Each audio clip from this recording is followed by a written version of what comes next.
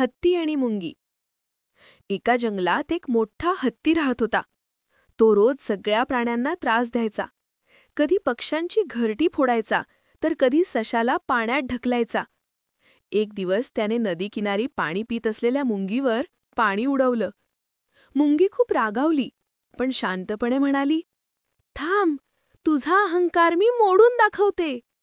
काही दिवसांनी हत्ती झोपला असताना मुंगी त्याच्या कानात शिरली.